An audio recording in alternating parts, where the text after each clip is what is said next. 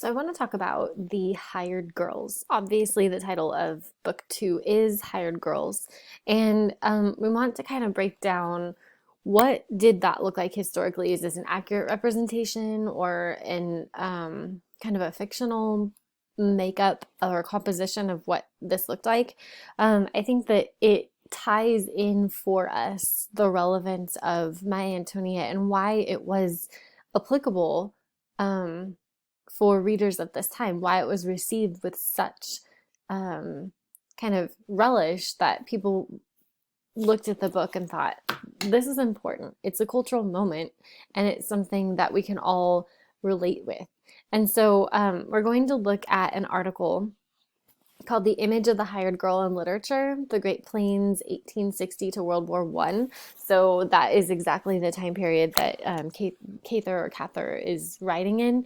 And so we're going to just kind of overview this article for a couple of reasons. One is that it is a literary article with it's a high quality source. So I will link it, and if you're interested in using it for a paper at some point, then you can. And also, I just think that we do need to continue exposure to more difficult, what would seem to be more difficult texts, such as a literary analysis article. So actually, you're going to see that it's interesting and beneficial in light of what we've been reading. So let's go ahead and break it down. All articles begin with sort of an introduction, and so we're going to just preview the introduction, and then they also have these helpful headings that as we scroll down, we get to see like, okay, that's what this section is going to talk about, and then this section, so why were the girls hired out? So we're going to kind of just preview each section and not read the entire thing in a holistic form. So let's get started. On farms and in small towns across the Great Plains during the 19th century, hired girls were necessary domestic helpers. Spring planting, fall harvest, they compounded the normally heavy work of the farm women, and even in towns, housekeeping was labor intensive. So help with the daily chores was always welcome. As a result, hired girls were in high demand and in short supply.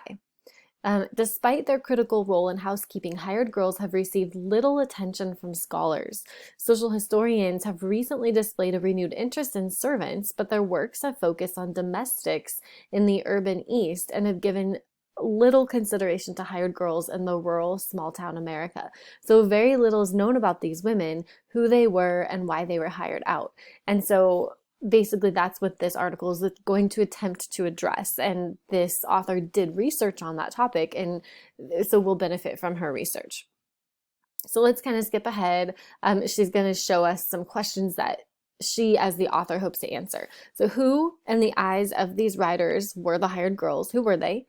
Where were they? Young? Were they old? Were they single? Were they married? Were they black? Were they white? How well educated were they? Why were they hired out? And did people perceive them as different than other females?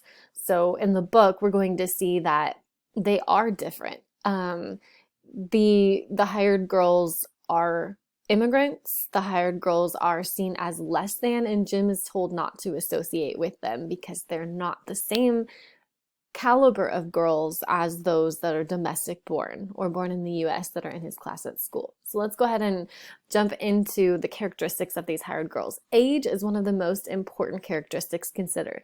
These females identified specifically as hired girls in both novels and memoirs about these plains were invariably young. They were in their mid-teens to early 20s. Girls who hired out in their mid-teens included a couple. Faye Lewis is one of them, who wrote about her experience. There was another women's suffragist, Jessie Haver Butler. Suzette is another character in a biography. And so the most detailed treatment of hired girls in the works under consideration is found in Willa Cather's My Antonia. So in this classic, we're going to read about her heroine. She's from Bohemia. She worked as a field hand for 3 years before she became a hired girl at 17 years old. And during her 5 years working as a domestic servant, a number of her farm friends also moved to town. So we get to see kind of what their experience was like. Cather suggests that they were all in their mid to late teens. She described the girls physically and socially. The language is used to portray them conveys the image of sort of nascent sexuality. We'll get into what that means in a bit. Lena Langard, for example, caused a stir when she appeared in church dressed as a young lady, and until then, apparently no one had noticed the swelling lines of her figure hidden under her shapeless rags as she wore them in the field. And so Jim also describes the three Bohemian Marys as a menace to the social order for the same reason. And so a hired girl is a wage-earning woman who is not a teacher, and they basically have different domestic services. So they're hired out either to like a family or to a hotel or something like that. Some of them can be housekeepers. And a second important demographic characteristic is their marital status. Generally, these hired girls are single. If they were married, they would have had a responsibility at their home and with their own children. And so basically, scholars and writers agree that the marital status was not surprisingly single for three reasons, and it cites three reasons. First, most were in their teens and early 20s, and they didn't quite marry. That wasn't quite the marriageable age yet. Second, the average age of marriage for females in the US at this time was between 20 and 23. And then the third reason is, let's see. I think they give it down. Oh, here we go. So the third domestic characteristic would be ethnicity. The novels and memoirs present different pictures. So by reading only fiction, one would conclude that all servants were immigrants. Typically, they were from Scandinavia, Bohemia, or Germany. In other novels, we see that a few of them were native-born Americans, so like Native Americans, and others were American-born girls that came from poor families that needed the money. So they could be mixed ethnicity, but a lot of the memoirs and what we do have show a higher percentage of ethnic composition from outside of the United States. Okay, so there were let's see, this continues to talk about that. So a fourth demographic trait to consider is race. In both fiction and memoirs, all servants in the agrarian plains were white.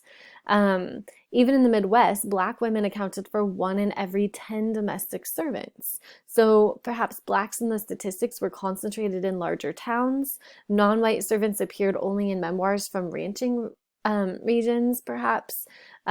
So largely the race of individuals was likely more white or European born, a white European born domestic servant. And then the fifth demographic characteristic that they tend to see is education. And obviously, as we can see, most of them did not have an education. As Antonia says, I ain't got time to learn. I can work like a man now. And she was intelligent. Her parents were intelligent. They were both educated, but the girls were basically more worldly, educated in domestic traits, or educated in ways of the world rather than in intellectual matters. And as we continue to read the book, you're going to see that they didn't need kind of the typical education to become successful and move ahead. And so as we move ahead, we're going to look at why were these girls hired out? Well, hired girls, like women employees in general, have often been dismissed as frivolous workers. According to one historian, most hired girls were either marking time until they found a suitable husband, or they were working to acquire luxuries. Women's work was basically